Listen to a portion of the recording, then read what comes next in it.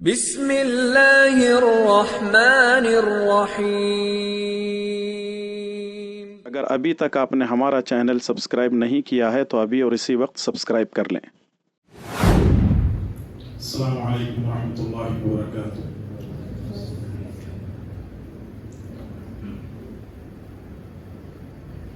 الحمد للہ رب العالمین والعاقبۃ للمتقین والصلاة والسلام علی اشرف الانبیاء والمرسلین نبینا محمد وعلی آلہ وصحبہ اجمعین۔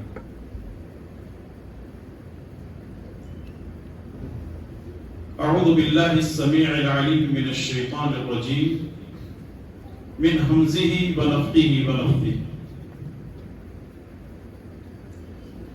فلا وربك لا يؤمنون حتى يحكموك فيما شجر بينهم ثم لا يجدوا في أنفسهم حرجا مما قضيت ويسلموا تسليما۔ رب اشرح لي صدري ويسر لي أمري واحلل عقدة من لساني يفقهوا قولي۔ ہر قسم کی تعریف و توصیف، بڑائی اور بزرگی اسی اللہ کے لیے لائق و زیبا ہے جو ساری کائنات کا تنہا مالک ہے، اور درود و سلام ہو میرے اور آپ کے پیارے نبی محمد رسول اللہ صلی اللہ علیہ وسلم پر۔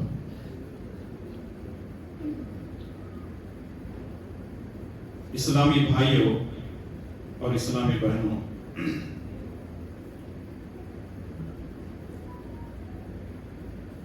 ایک شاعر کہتا ہے کہ محمد کی جس دل میں الفت نہ ہوگی،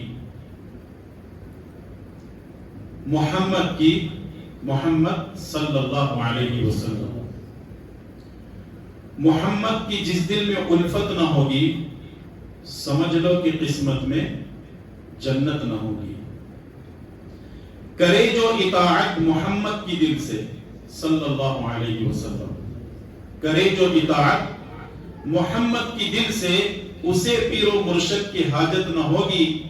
بھٹکتا رہا ہے بھٹکتا رہے گا، بھٹکتا رہا ہے اور بھٹکتا رہے گا محمد سے جس کو عقیدت نہ ہوگی صلی اللہ علیہ وسلم۔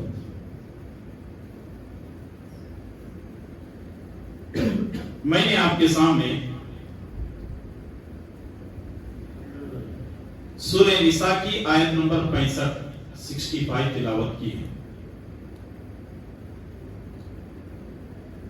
آج جو موضوع میں لے کر آیا ہوں آپ کی خدمت میں، باتیں پرانی ہی ہیں، موضوع نیا ہے۔ ایک ہے رسول اللہ صلی اللہ علیہ وسلم کی ذات،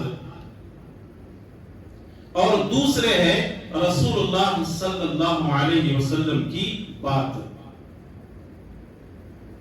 سوال یہ ہے کہ ہم رسول صلی اللہ علیہ وسلم کی ذات کو مانیں گے یا رسول صلی اللہ علیہ وسلم کی بات کو مانیں گے؟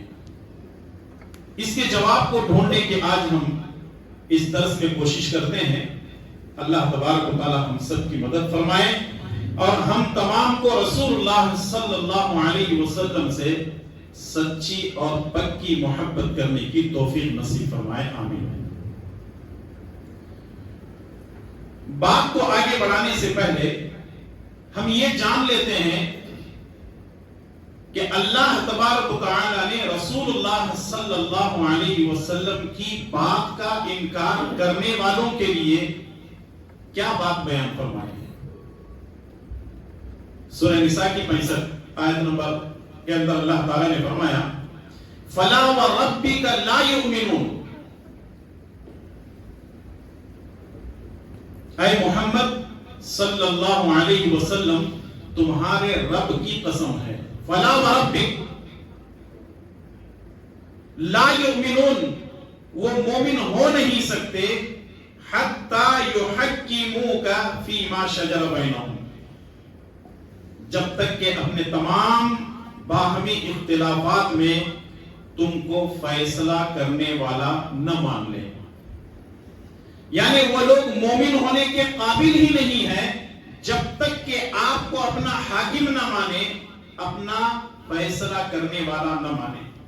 ثم لا يجدوا في انفسهم حرجا، فیصلہ مان لینے کے بعد دل کے اندر کوئی گڑبڑ نہیں ہونی چاہیے۔ وَيُسَلِّمُ تَسْلِيمًا، بلکہ وہ خاموشی کے ساتھ اس کو تسلیم کر لیں۔ اللہ تبارک و تعالی نے اپنی ربوبیت کی قسم کھا کر کے کہا ہے کہ اگر تم میرے نبی کی بات نہیں مانتے ہو تو تم مومن نہیں ہو سکتے۔ اللہ تعالیٰ اپنی ربوبیت کی قسم کھاتا ہے اور کہتا ہے کہ جب تک تم میرے نبی کی بات کو نہیں مانو گے تم مومن نہیں ہو سکتے۔ اور دوسری بات یہ ہے کہ جو لوگ نبی کے فیصلوں کو نہیں مانتے ہیں وہ بھی مومن نہیں ہو سکتے۔ اور تیسری چیز یہ ہے کہ مان لینے کے بعد اپنے دل کے اندر تنگی محسوس نہیں کرنا ہے کہ چلو ٹھیک ہے نبی نے فیصلہ کر دیا مان لیتے ہیں وقتی طور پہ، چلو کوئی بات نہیں، نہیں، دل سے اس کو ماننا ہے، تسلیم کرنا ہے۔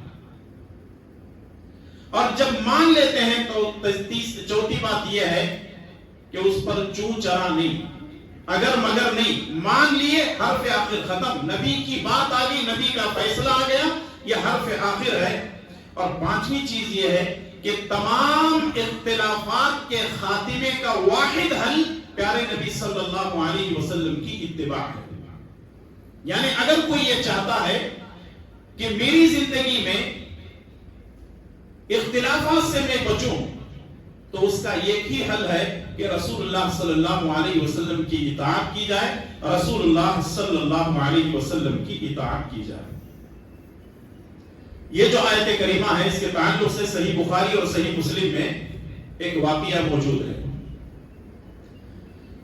رسول اللہ صلی اللہ علیہ وسلم کے زمانے میں یہ واقعہ پیش آیا۔ عروہ بن زبیر رضی اللہ تعالیٰ عنہ، ان کا اور ان کے کھیت کا جو پڑوسی تھا آپس میں جھگڑا ہوا۔ جھگڑا یہ ہوا کہ پہلے عروہ بن زبیر اپنے کھیت کو پانی پلائیں گے یا آگے کھیت والے پانی پلائیں گے۔ ان کا جھگڑا ہوا، یہ دونوں رسول اللہ صلی اللہ علیہ وسلم کی خدمت میں آئے۔ رسول اللہ صلی اللہ علیہ وسلم نے حضرت زبیر رضی اللہ تعالیٰ عنہ سے کہا کہ پہلے تم اپنے کھیت کو سیراب کرو، پانی پلاؤ، پھر اس کے بعد ان کو پانی جو ہے چھوڑ دو۔ تو سامنے والے نے یہ فیصلہ سن کر کے کیا کہا؟ اس نے کہا کہ چونکہ زبیر رسول اللہ صلی اللہ علیہ وسلم کے پھپھی کے بیٹے ہیں اس لیے نبی صلی اللہ علیہ وسلم نے ان کے حق میں فیصلہ کر دیا۔ رسول اللہ صلی اللہ علیہ وسلم یہ بات سنتے ہیں تو غصے میں آ جاتے ہیں اور کہنے لگتے ہیں کہ یہ کیا ہو رہا ہے کہ میں نے فیصلہ اس لیے نہیں دیا کہ وہ میرے پھپھی کا بیٹا ہے زبیر، بلکہ میں نے حق کو سامنے رکھتے ہوئے فیصلہ دیا ہے۔ حضرت عروہ بن زبیر کہتے ہیں کہ اسی معاملے پر اللہ تبارک و تعالیٰ نے یہ آیت نازل کی، فَلَا وَرَبِّكَ لَا يُؤْمِنُونَ حَتَّى يُحَكِّمُوكَ فِي مَا شَجَرَ بَيْنَهُمْ ثُمَّ لَا يَجِدُوا فِي أَنفُسِهِمْ حَرَجًا مِّمَّا قَضَيْتَ وَيُسَلِّمُوا تَسْلِيمًا۔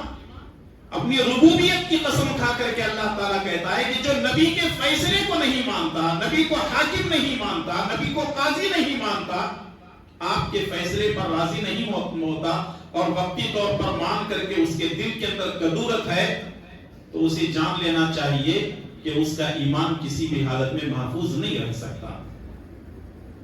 ذرا سوچیں اور غور کریں، جو نبی کے فیصلے کو نہیں مانتا وہ کہاں مسلمان ہو سکتا ہے؟ اللہ تبارک و تعالیٰ نے فرمایا کہ لا یؤمنون، وہ مومن ہونے کے قابل نہیں، وہ مومن نہیں ہو سکتے۔ اب ہم یہ جانتے ہیں رسول اللہ صلی اللہ علیہ وسلم کی ذات کیا ہے اور رسول اللہ صلی اللہ علیہ وسلم کی بات کیا ہے۔ رسول اللہ صلی اللہ علیہ وسلم کی ذات کس کو کہتے ہیں؟ آپ کی مکمل شخصیت، آپ کا چہرہ، آپ کی پیشانی، آپ کے گال، آپ کا سر، آپ کے بال، آپ کے کان، آپ کے ہاتھ، آپ کا سینہ، آپ کا مکمل جسم ہے، اس کو رسول اللہ صلی اللہ علیہ وسلم کی ذات کہہ سکتے ہیں یا رسول اللہ صلی اللہ علیہ وسلم کی مکمل شخصیت ہے۔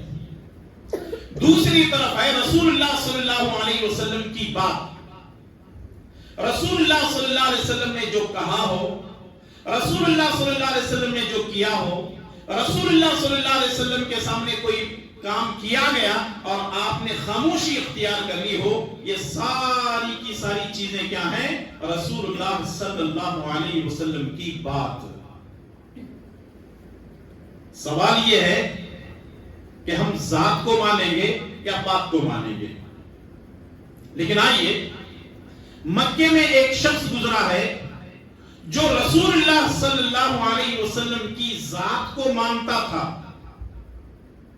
لیکن رسول اللہ صلی اللہ علیہ وسلم کی بات کو نہیں مانتا تھا۔ اور وہ شخص ہے رسول اللہ صلی اللہ علیہ وسلم کا اپنا چچا ابو طالب۔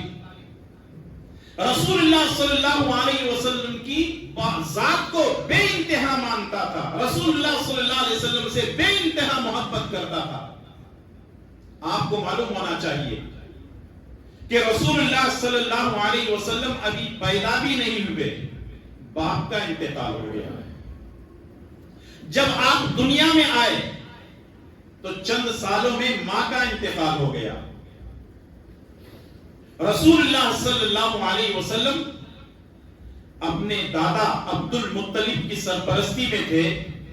ان کا جب انتقال ہونے لگا، عبد المطلب نبی کے دادا نے کہا اپنے بیٹے ابو طالب سے کہ ابو طالب اس کی حفاظت کرنا کیونکہ یہ میرا بیٹا ہے۔ اور یوں رسول اللہ صلی اللہ علیہ وسلم ابو طالب کی کفالت میں رہے۔ باپ کا انتقال ہو گیا، ماں کا انتقال ہو گیا، دادا کا انتقال ہو گیا، اور آپ صلی اللہ علیہ وسلم اپنے چچا کی کفالت میں ہیں۔ ایک وقت ایسا آیا کہ اللہ تعالیٰ نے نبی کریم صلی اللہ علیہ وسلم کو نبوت عطا کی۔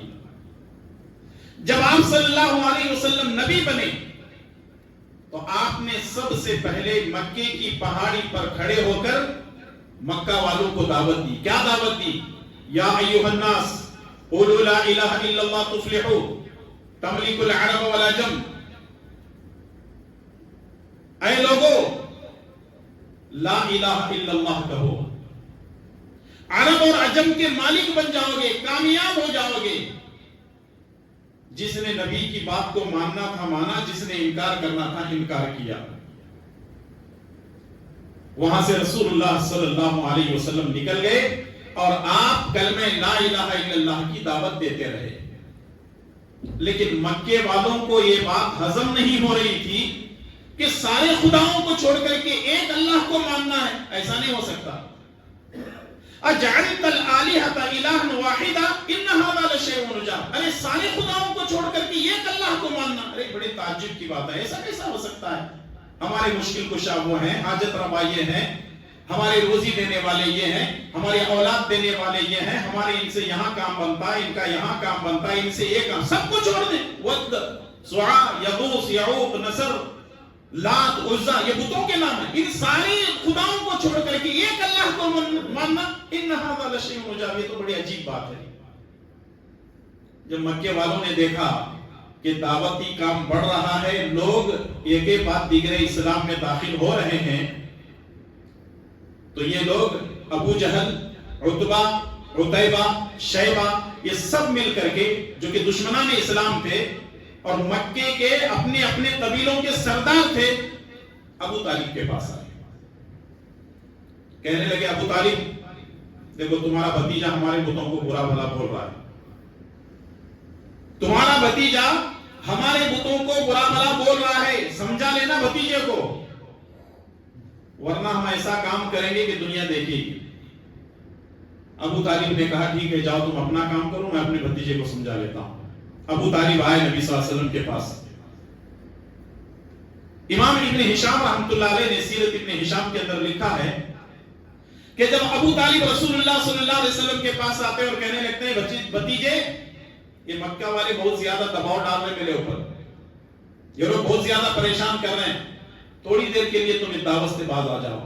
अल्लाह के प्यारे नबी जनाब मोहम्मद रसूलुल्लाह सल्लल्लाहु अलैहि वसल्लम कहते हैं कि ऐ मेरे चचा जान, अगर मक्का वाले मेरे दाहिने हाथ में सूरज रख दें और बाएं हाथ में चांद रख दें, तब भी मैं इस कलमे की दावत से बाज नहीं आऊंगा। बासीरत निगारों ने लिखा है, रसूलुल्लाह सल्लल्लाहु अलैहि वसल्लम को 3 ऑफर देते हैं। कहते हैं अगर तुमको सरदारी चाहिए, हम तुमको मक्के का सरदार मान लेते हैं, अरब का सरदार मान लेते हैं। अगर तुमको दौलत चाहिए, तुम्हारे कदमों में दौलत जो है लुटा देते हैं। अगर तुमको कोई खूबसूरत लड़की चाहिए तो अरब की सबसे खूबसूरत लड़की से तुम्हारा निकाह कर देंगे। रसूलुल्लाह सल्लल्लाहु अलैहि वसल्लम ने फरमाया कि मुझे इन चीजों की जरूरत नहीं है, मैं अल्लाह ताला की दावत देने के लिए कलमे ला इलाहा इल्लल्लाह को सर बुलंद करने के लिए आया हूं। जब अबू तालिब ये सारी चीजें सुनते हैं तो कहने लगते हैं, ऐ मेरे भतीजे जा, तू अपना काम कर, मैं अपना काम करूंगा।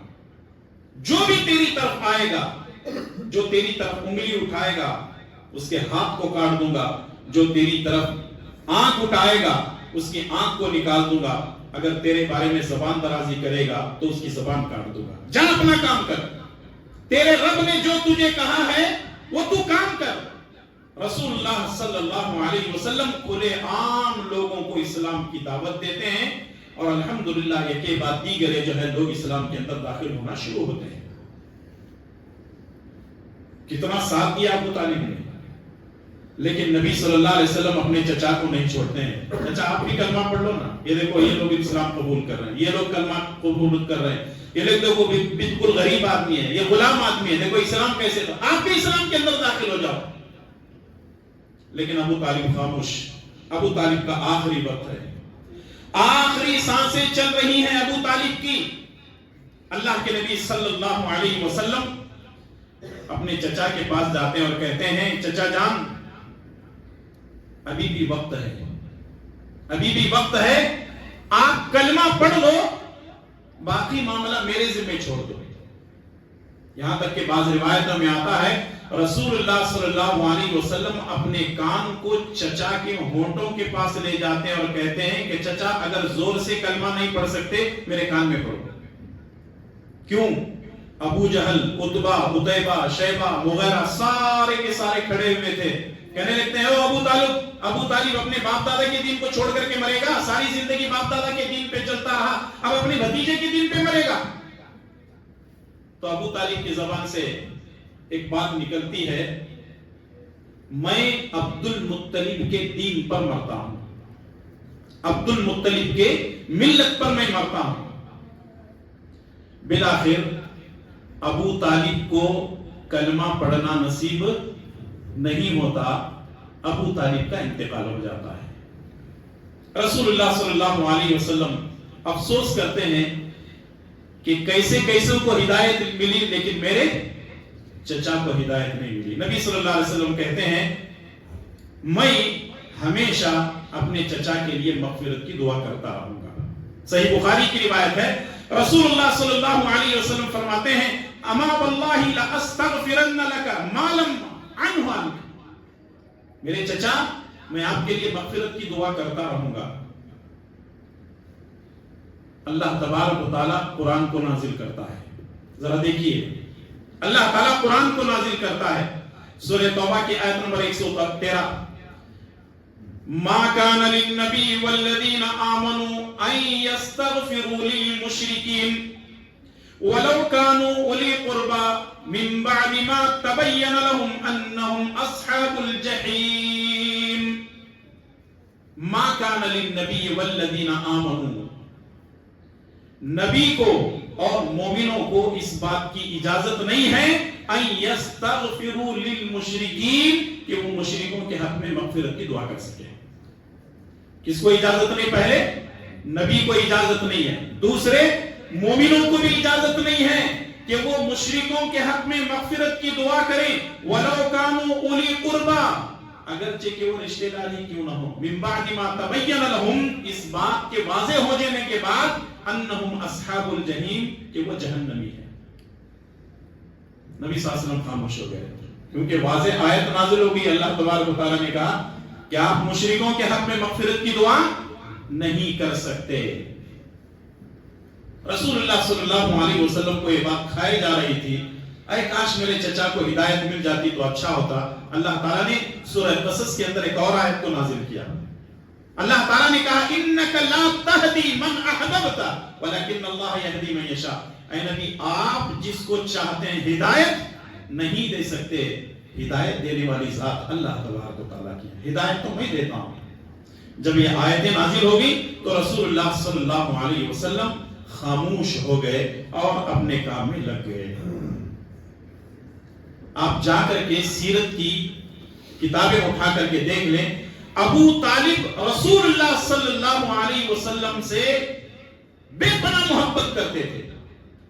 ہر لمحہ ہر وقت مرتے دم تک ابو طالب نے نبی کا ساتھ دیا, لیکن کلمہ نہیں پڑھے جس کی وجہ سے کہاں چلے گئے؟ جہنم میں چلے گئے. اتنا ہی نہیں بلکہ رسول اللہ صلی اللہ علیہ وسلم اپنے چچا سے کہتے ہیں, اپنے چچا کے بارے میں کہتے ہیں, صحیح مسلم کی روایت ہے, ابن عباس رضی اللہ تعالیٰ عنہما فرماتے ہیں رسول اللہ صلی اللہ علیہ وسلم نے فرمایا اہون اہل النار عذابا ابو طالب وهم منتعل بدعرین یغلی منہما دماغ. جہنم کا سب سے ہلکا عذاب اللہ تعالیٰ میرے چچا ابو طالب کو دے گا. جہنم کا سب سے ہلکا عذاب اللہ تعالیٰ میرے چچا کو دے گا. اور کیا ہوگا وہ عذاب؟ جہنم کی آگ کے جوتے میرے چچا کے پیروں میں پہنائے جائیں گے. اس کی گرمی, اس کی تپش اتنی زیادہ ہوگی کہ میرے چچا کا دماغ کھول رہا ہوگا جس طرح ہانڈی میں گوشت پکنے کی وجہ سے کھٹ کھٹ کی آواز آ رہی ہے. اللہ اکبر. وہ کتنی خطرناک گرمی ہوگی کہ جوتے پیروں میں ہوں گے اور دماغ کھول رہا ہوگا, دماغ پک رہا ہوگا. دعا کرو اللہ ہم سب کی حفاظت فرمائے اور اللہ تعالیٰ جہنم کی آگ سے ہمیں بچائے اور ہم تمام کو جنت کا حقدار بنائے. آمین. تو سوچیں اور غور کریں, ابو طالب جنہوں نے نبی کا بھرپور ساتھ دیا, وہ نبی کو بے انتہا مانتے تھے, کبھی نبی کو تکلیف ہونے نہیں دیے, کبھی بھتیجے کی طرف انگلی اٹھا کر کے کوئی اگر جو ہے آپ صلی اللہ علیہ وسلم کے خلاف بات کرتا تو اس کا دفاع کرتے تھے. نبی کی ذات سے بے انتہا محبت تھی. نبی کی بات کو نہ ماننے کی وجہ سے ابو طالب کہاں گئے؟ جواب چاہیے آپ کی طرف سے. ابو طالب نے کس کو مانا؟ نبی کی ذات کو مانا, نبی کی بات کو نہیں مانا, جس کی وجہ سے کہاں گئے؟ جہنم میں گئے. یہ واقعہ کہاں کا ہے؟ مکے کا ہے. دوسرا واقعہ مدینے کا ہے. یہاں تھوڑی دیر کے لیے رکتا ہوں میں مدینے والا واقعہ بیان کرنے سے پہلے. مسلمانوں کے اندر ایک بہت بڑا طبقہ ہے جو نبی کی ذات کو بہت زیادہ مانتا ہے. الحمدللہ ہم بھی مانتے ہیں, آپ لوگ بھی مانتے ہیں نا, بے انتہا مانتے ہیں, سچی محبت کرتے ہیں. اللہ تعالیٰ اور نبی سے سچی اور پکی محبت کرنے کی توفیق عطا فرمائے. آمین. اور بالکل ہونا بھی چاہیے کہ رسول اللہ صلی اللہ علیہ وسلم سے ہم بے پناہ محبت کریں. اور کچھ لوگ ایسے ہیں مارکیٹ میں جو صرف نبی کی ذات کو مانتے ہیں لیکن نبی کی بات کی طرف نہیں آتے. جیسے آپ دیکھیں گے ربیع الاول کا مہینہ آتا ہے, 12 ربیع الاول کو سال میں ایک دن ساری محبت ایک ہی دن ان کی باہر نکلتی ہے. 12 ربیع الاول کو رسول اللہ صلی اللہ علیہ وسلم کے نام پر عید میلاد کے ذریعے سے وہ محبت اپنی پیش کرتے ہیں کہ ہم نبی سے کتنا چاہتے ہیں, کتنا جو ہے نبی کریم صلی اللہ علیہ وسلم سے محبت کرتے ہیں. ایسے لوگوں کے بارے میں شاعر کہتا ہے کہ کہتے ہیں کچھ لوگ میرے رگ میں نبی نبی. شاعر کیا کہتا ہے کہ کہتے ہیں کچھ لوگ میرے رگ میں نبی نبی, لیکن پڑھتے ہیں نماز ہفتے میں کبھی کبھی. کہتے ہیں کچھ لوگ میرے رگ میں نبی نبی, لیکن پڑھتے ہیں نماز ہفتے میں کبھی کبھی نبی کا نام سنتے ہی جھوم جاتے ہیں، نبی کا نام سنتے ہی جھوم جاتے ہیں اور نبی کا حکم سنتے ہی گھوم جاتے ہیں۔ ایسے لوگ آپ کو بہت ملیں گے، نام سننے پر جھومیں گے، حکم سننے پر گھوم جائیں گے۔ آپ کون سے والے ہیں؟ جھومنے والے ہیں یا گھومنے والے ہیں؟ دونوں بھی چیزیں خطرناک ہیں، ہاں یہ بات یاد رکھیے۔ جھوم کر کے بھی فائدہ نہیں ہے، گھوم کر کے بھی فائدہ نہیں ہے، تو دونوں چیزیں بڑی خطرناک ہیں، اس سے بچنا ہے۔ تو رسول اللہ صلی اللہ علیہ وسلم کی ذات کو ابو طالب نے مانا، بات نہ ماننے کی وجہ سے جہنمی ہوئے۔ لیکن مدینے میں ایک شخص ایسا تھا جو رسول اللہ صلی اللہ علیہ وسلم کی وقتی طور پر بات کو مانتا تھا، ہمیشہ نہیں، وقتی طور پر رسول اللہ صلی اللہ علیہ وسلم کی بات کو مانتا تھا، لیکن رسول اللہ صلی اللہ علیہ وسلم کی ذات سے اس کو دشمنی تھی۔ موقع کی تاک میں رہتا تھا کہ کب نبی کو نقصان پہنچائے، کب امہات المومنین کو نقصان پہنچائے، کب صحابہ کرام کو نقصان پہنچائے، کب مسلمانوں کے خلاف بات کرے، کب قرآن کے خلاف بات کرے، موقع کی تاک میں رہتا تھا۔ وقتی طور پر نبی کی بات کو مان لیتا تھا۔ نبی صلی اللہ علیہ وسلم کہتے نماز پڑھو، نماز پڑھ لیتا۔ نبی صلی اللہ علیہ وسلم کہتے فلاں کام کرو، فلاں کام کر لیتا تھا۔ وقتی طور پہ کرتا تھا، وہ دل سے نہیں کرتا تھا، وقتی طور پہ یوں ہی گزارا کرنے کے لیے، ٹائم پاس کے لیے کرتا تھا، اور اس کو ذاتی طور پر نبی کریم صلی اللہ علیہ وسلم کی ذات سے دشمنی تھی۔ اور یہ وہی شخص ہے جس کو سیرت کی کتابوں میں، احادیث کی کتابوں میں رئیس المنافقین کہا جاتا ہے، جس کا نام ہے عبداللہ بن ابی بن سلول، شارٹ میں اس کو بولتے ہیں ابی بن سلول۔ اس نے کوئی موقع نہیں چھوڑا، نبی کو ہر طرح سے پریشان کیا۔ ام عائشہ رضی اللہ تعالیٰ عنہ پر بدکاری کا الزام اسی نے لگایا تھا، اور بہت سارے صحابہ کرام کو یہ تکلیف پہنچا کر کے خوش ہوتا تھا، اور اس نے ایک وقت یہ بھی کہا تھا کہ ہم عزت والے ذلیل کو مدینے سے باہر نکال دیں گے۔ یعنی وہ اپنے آپ کو عزت والا سمجھ رہا تھا، نبی صلی اللہ علیہ وسلم کو ذلیل سمجھ رہا تھا۔ حضرت عمر بن خطاب نے کہا اللہ کے نبی اجازت دیجیے، میری تلوار ہے، اس کی گردن ہے۔ نبی صلی اللہ علیہ وسلم نے فرمایا اے عمر، اپنی تلوار کو میان میں واپس لوٹا دو، کہیں لوگ یہ نہ کہنا شروع کر دیں کہ محمد اپنے ساتھیوں کو قتل کرتے ہیں صلی اللہ علیہ وسلم۔ اتنا اس نے مسلمانوں کو پریشان کیا، یہاں تک کہ عجیب بات یہ ہے، باپ رئیس المنافقین ہے اور بیٹا صحابی رسول ہے۔ بیٹے کا نام عبداللہ اور باپ کا نام بھی عبداللہ، عبداللہ بن ابی بن سلول۔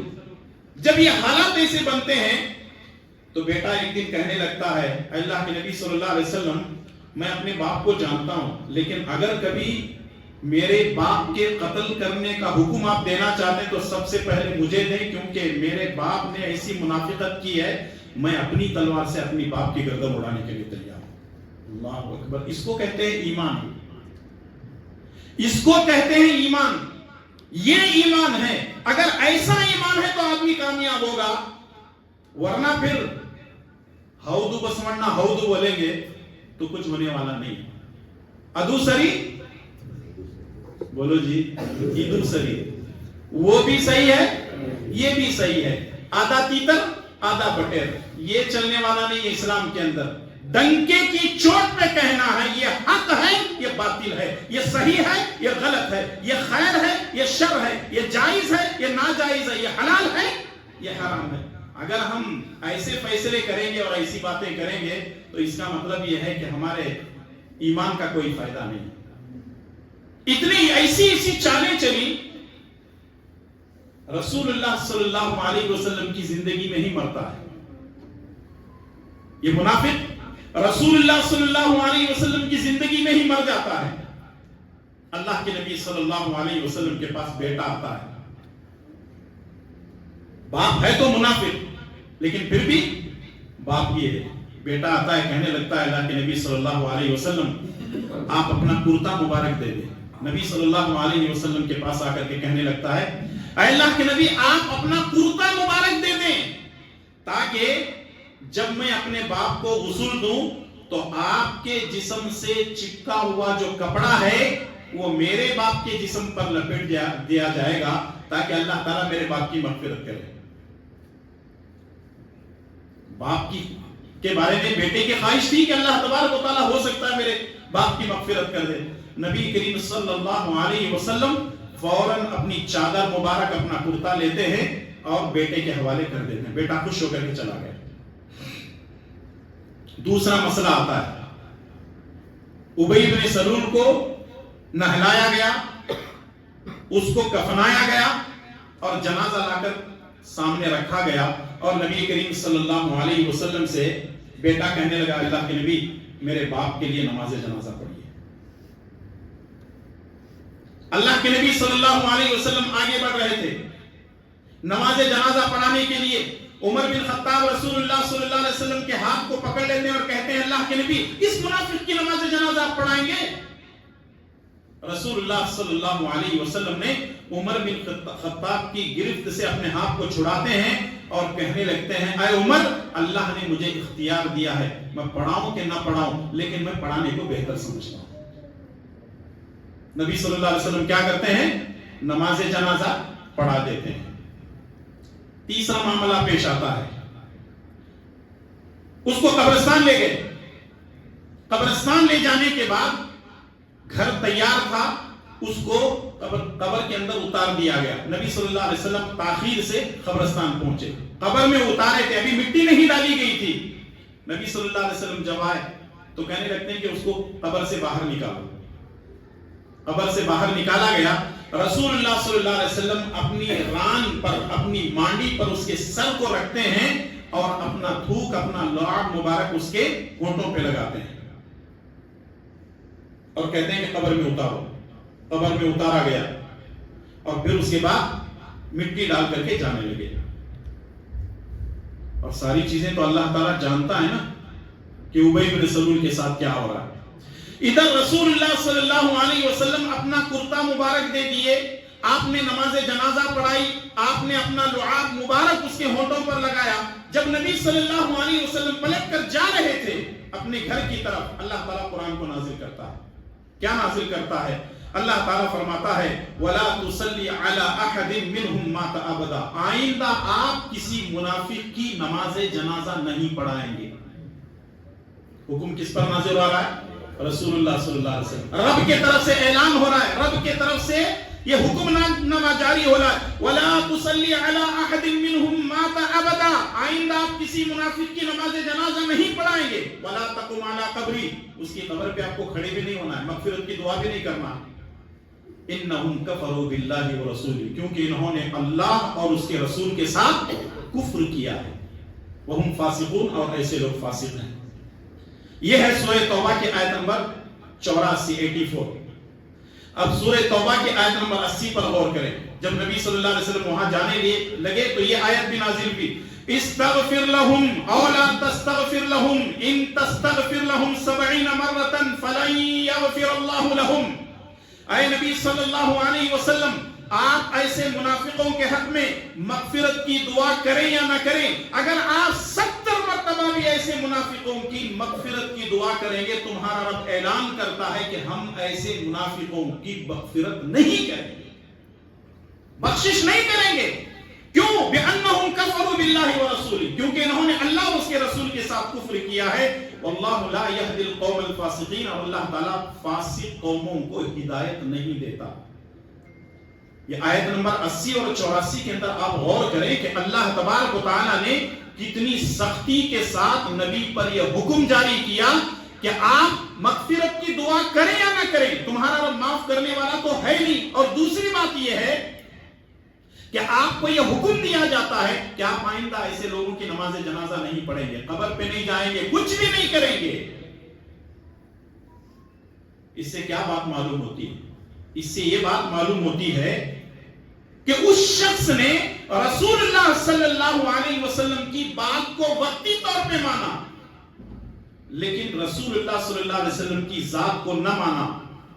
کہاں گیا؟ کہاں گیا؟ جہنم میں گیا۔ مکے والا نبی کی ذات کو مانتا تھا، بات کو نہ ماننے کی وجہ سے جہنم میں گیا، اور مدینے والا نبی کی بات کو وقتی طور پہ مانتا تھا، نبی کی ذات کو نہ ماننے کی وجہ سے وہ بھی جہنم میں گیا۔ اس واقعے پر تھوڑا سا رکتے ہیں، ابی بن سلول کے واقعے پر۔ پہلی چیز یہ ہے کہ رسول اللہ صلی اللہ علیہ وسلم کے اخلاق کو دیکھیں، حالانکہ اس نے نبی کے قتل کی سازش بھی کی تھی، لیکن بیٹے نے آ کر کے پوچھا اللہ کے نبی اپنا کرتا مبارک اپنی چادر دے دیجئے، نبی صلی اللہ علیہ وسلم نے دے دی۔ اور یہ تین جو کام نبی صلی اللہ علیہ وسلم نے کیے، صحیح بخاری کی 2 حدیثیں ہیں، 1260 پر 9، 1270، 1269، 1270۔ 2 حدیثوں میں 3 کام نبی صلی اللہ علیہ وسلم نے کیے۔ نبی نے اپنی چادر مبارک دے دی۔ اس سے معلوم ہوتا ہے کہ نبی صلی اللہ علیہ وسلم بڑے اعلیٰ اخلاق والے تھے، بڑے رحم دل تھے۔ دوسری چیز یہ ہے کہ رسول اللہ صلی اللہ علیہ وسلم نے اپنے جانی دشمن کی نماز جنازہ بھی پڑھائی۔ ہمارے معاشرے کے اندر ایسے رحم دل لوگ، نماز جنازہ پڑھنے والے لوگ ہیں کیا؟ اگر کسی سے کوئی دشمنی تھی اور یہ بتا دیا جائے کہ فلاں صاحب مر گئے، اچھا ہوا، اس کی 15 سال سے میری اس کی نہیں جمتی تھی، کب ہے نماز جنازہ؟ عصر کے بعد ہے، میں نہیں آتا۔ سامنے والا یہ سمجھتا ہے اگر میں نماز جنازہ میں گیا، میں دعا کرا اللہ سے اور اس کی مغفرت ہوگی تو میں گنا۔ لوگ دشمنیوں میں نماز جنازہ بھی نہیں پڑھتے، وہاں نبی صلی اللہ علیہ وسلم کس کی نماز جنازہ پڑھ رہے ہیں؟ جانی دشمن کی نماز جنازہ پڑھ رہے ہیں۔ عبرت ہے ہمارے لیے۔ نبی کی سیرت کا ایک پہلو یہ ہے کہ ہمارے اندر بد اخلاقی اتنی زیادہ ہے کہ آج ہم نماز بھی پڑھنے سے کتراتے ہیں۔ کیسی شرارت ہمارے ذہن و دماغ میں بیٹھی ہوئی ہے، انہیں وہ جماعت والا، انہیں یہ مسلک والا، انہیں وہ تنظیم والا، انہیں یہ ادارے والا، اس کی جماعت ایسی، اس کی جماعت ایسی۔ لوگ نماز جنازہ میں بھی شریک نہیں ہو رہے، یہاں تک کہ شکل دیکھنے بھی نہیں آتے، ملاقات کے لیے بھی نہیں آتے، غم میں شامل ہونا نہیں چاہتے، نہیں اس کی جماعت الگ، ہماری جماعت الگ، ہمیں نہیں جاتے۔ کیا ہے یہ کیا چل رہا ہے مسلمانوں کے اندر؟ کہاں گئے وہ نبی کی تعلیمات؟ کہاں گئے وہ نبی کے اخلاق؟ کہاں گئے وہ نبی کریم صلی اللہ علیہ وسلم کا رحم و کرم؟ جب تک ہم نبی صلی اللہ علیہ وسلم کی تعلیمات پر زندگی نہیں گزاریں گے کوئی فائدہ نہیں۔ اور تیسری بات یہ ہے، رسول اللہ صلی اللہ علیہ وسلم نے اپنی چادر دے دی۔ اس سے بڑی مبارک چادر اور کچھ ہو سکتی ہے؟ اچھا، اس سے بڑی بات یہ ہے، اور آگے جائیں آپ، نبی صلی اللہ علیہ وسلم نے کیا کیا؟ مغفرت کی دعا بھی کی، اور ساتھ میں نبی صلی اللہ علیہ وسلم نے اپنا لعاب مبارک اس کے ہونٹوں پہ لگایا۔ مغفرت بھی، جواب چاہیے آپ کی طرف سے، مغفرت بھی، بخشش بھی، جنت میں گیا؟ نہیں گیا۔ آج ایک آدمی ساری زندگی اللہ اور اس کے رسول کی نافرمانی کرتا ہے، سرمے سے اس کی پیشانی پر لا الہ الا اللہ لکھ کر کے سمجھتے ہیں انہیں مرا تو سیدھا جنت میں، سرٹیفکیٹ دے کے بھیج دے، اور ساتھ میں ایک سینے میں گنج العرش بھی رکھتے ہیں۔ اگر گنج العرش سے کسی کی مغفرت ہو سکتی ہے، جنت میں جا سکتا ہے، صرف پیشانی پر کلمہ لکھنے کی وجہ سے جا سکتا، تو سب سے پہلے کون جاتا؟ ابی بن سلول جاتا۔ یہ سارے ڈھونگ چھوڑ دو، یہ سارے ڈھونگی باباؤں کا پروفیشنل کام ہے، یہ لوٹنے والا کام ہے۔ ہم کلمہ لکھیں گے تو جنتی، ہم ایک چٹھی رکھ دیں گے ان کے کفن میں تو جنتی، جاؤ میرا حکم ہے، گنج العرش ان کے سینے میں رکھو جو جنتی ہے۔ وہاں نبی کریم صلی اللہ علیہ وسلم سب کچھ کرنے کے بعد اللہ کہہ رہا ہے کہ نبی تیری مغفرت کی دعا بھی قبول نہیں ہے، 70 مرتبہ بھی اگر تم دعا کرو گے تو ایسوں کو ہم جنت میں داخل نہیں کر سکتے۔ اور یہ منہ اور مسور کی دال، اور ایسے لوگ یہ سمجھتے ہیں کہ ہماری چٹھی رکھنے سے جنت میں چلے جائیں گے۔ اللہ اکبر، بات کڑوی ہے لیکن حقیقت پر مبنی ہے۔ غلط بول رہا ہوں، صحیح بول رہا ہوں؟ تو یہ حقیقت ہے مسلمانوں کی۔ آج دیکھ لیں کہ رسول اللہ صلی اللہ علیہ وسلم کی بات کو وقتی طور پہ مان لیتے ہیں، ذات کو نہیں مانتے۔ کچھ لوگ ذات کو مانتے ہیں لیکن बात को नहीं मानते। आखिरी बात पूछूं, आप जात वाले हैं या बात वाले? सोच समझ के जवाब दो, फौरी नहीं। आप जात वाले हैं या बात वाले हैं? जी, दोनों। अरे माशाअल्लाह, ये तो बहुत अच्छी बात है अगर दोनों है। ठीक है, अच्छी बात है, बहुत अच्छी बात है कि आपने कहा कि हम जात वाले भी हैं, बात वाले भी हैं। लेकिन जरा माहौल पर नजर डालो। मुसलमानों की जो सोसाइटियां हैं जहां मुसलमान जिंदगी गुजार रहे हैं, किसी गली मोहल्ले में चले जाओ, आपको पता चलेगा कि ये सिर्फ ढोंग है। कोई कहता हम जात को मानते हैं, जाकर के देख लो, बात जर्री बराबर भी नहीं। कुछ कहते हैं कि हम लोग नबी की बात को मानते हैं, जात से उनको मोहब्बत नहीं। जात को मानने वाले जो बात को नहीं मानते हैं, जात को मानने वाले कहते हैं कि हम नबी की जात से बेइंतहा मोहब्बत करते हैं, इसीलिए 12 रबीउल अव्वल को हम जुलूस निकालते हैं, डीजे लगाते हैं और फला फला काम करते हैं। जरा जा करके देख लो, झांको उनकी जिंदगियों के अंदर, वो सिर्फ जात वाले ही हैं। आज तक वो बात पर नहीं आए। जब जुलूस चलते रहता है, हय्या अलस सलाह हय्या अलल फलाह की आवाज आती है, तो कभी मस्जिद की तरफ आते हैं? ये जात वाले नबी की बात कब मानेंगे? रसूलुल्लाह सल्लल्लाहु अलैहि वसल्लम ने फरमाया, अस्सलातु कुर्रतु ऐनी, नमाज मेरे आंखों की ठंडक है। अरिहना या बिलाल बिस्सला, ऐ बिलाल नमाज के जरिए से हमको ठंडक पहुंचाओ। नमाज नूर है, नमाज मेराज है, सब कुछ है। इतना जानने के बावजूद भी आज देखें मुसलमान, ये जो जात वाले हैं, ये बात की तरफ आने को तैयार नहीं है। और कुछ लोग ऐसे हैं सिर्फ नबी सल्लल्लाहु अलैहि वसल्लम की बात, सिर्फ उसी पर रुके हुए हैं, अभी तक वो जात पर नहीं आ रहे हैं। देखें, जात को भी मानना है, बात को भी मानना है। जब दोनों चीजों को मानेंगे तो तब जाकर के मसला हल होगा। अभी आपके सामने ये 5वां दर्स है जो रसूलुल्लाह सल्लल्लाहु अलैहि वसल्लम के बारे में ही बयान किया जा रहा है लगातार। पहले दरूद की फजीलत आई, उसके बाद दरूद कब, कहां, कैसे, किस वक्त पढ़ना है वो बात आई, उसके बाद सुन्नत की कितनी किस्में हैं वो बात आई, और पिछला जो दर्स है जो लोग सुन्नत की मुखालिफत करते हैं उनकी बात आई, और आज नबी करीम सल्लल्लाहु अलैहि वसल्लम की जात और बात पर बात आ रही है। अब एक और दर्स भी है, कल इंशाअल्लाह ताला लाएंगे उसको, कि नबी करीम सल्लल्लाहु अलैहि वसल्लम ने जो बातें कही हैं, या हम लोग जो समझते हैं कि एक है सुन्नत, दूसरे है बिदअत, इन दोनों में फर्क क्या है, वो इंशाअल्लाह ताला कल के दर्स में बातें पेश की जाएंगी। मैं अल्लाह ताला से दुआ गो हूं कि अल्लाह तबारक व तआला हम तमाम को प्यारे नबी सल्लल्लाहु अलैहि वसल्लम की जात और बात दोनों को मानने की तौफीक अता फरमा। प्यारे नबी सल्लल्लाहु अलैहि वसल्लम से सच्ची मोहब्बत करने की तौफीक अता फरमा। अल्लाह तबारक व तआला हम तमाम को नबी करीम सल्लल्लाहु अलैहि वसल्लम की तालीमात पर अपनी जिंदगी गुजारने की तौफीक अता फरमा। अल्लाह ताला हम तमाम को एक बनकर हर इख्तिलाफात से नेक बनकर जीने की तौफीक अता फरमा। जब तक हमें जिंदा रख, इस्लाम पर जिंदा रख और खातिमा बिल खैर फरमा।